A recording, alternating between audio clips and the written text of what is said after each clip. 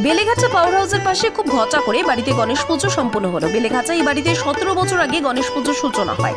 বাড়ির পক্ষ থেকে জানানো হয় 17 বছর আগে কলকাতায় হাতে গোনা কয়েকটা জায়গায় গণেশ পুজো হতো, কিন্তু এখন প্রায় দুর্গাপূজার মতো সর্বত্র ধুমধাম করে গণেশ পুজো হচ্ছে।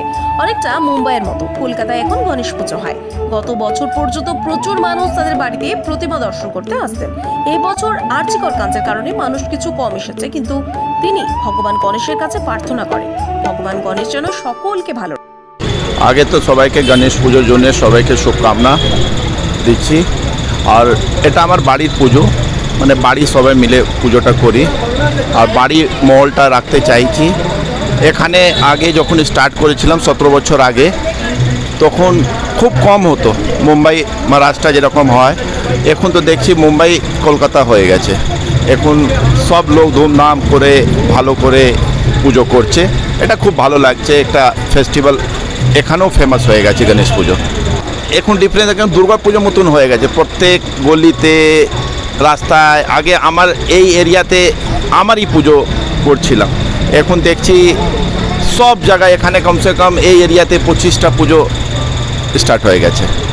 তো বলবো সবাই আসুক দেখুক। এখন আরজিকার কাণ্ড নিয়ে অনেক লোক বেরোচ্ছে না, একটু জাম এটা নিয়ে, না হলে সব অনেক লোক আসতো। এই বছর একটু লোক কম হয়েছে, নাহলে আমার এরিয়াতে সব লোক বেরোতো আসতো, খুব ভালো লাগতো। কিন্তু এই বছরটা একটু কম হয়েছে। আর নেক্সট ইয়ার আমাদের খুব বড় করে করতে যাচ্ছি, এখন থেকে প্ল্যানিং চলছে।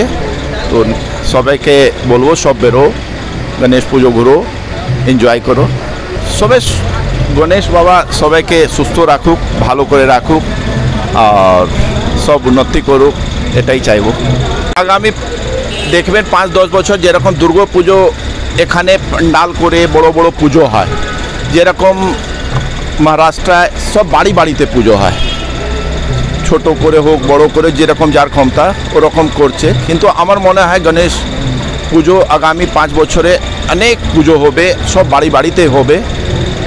আমাদের পুজো স্টার্টই গণেশ দিয়ে হয়, আমাদের যে পুজো করি সব গণেশ দিয়েই স্টার্ট হয়।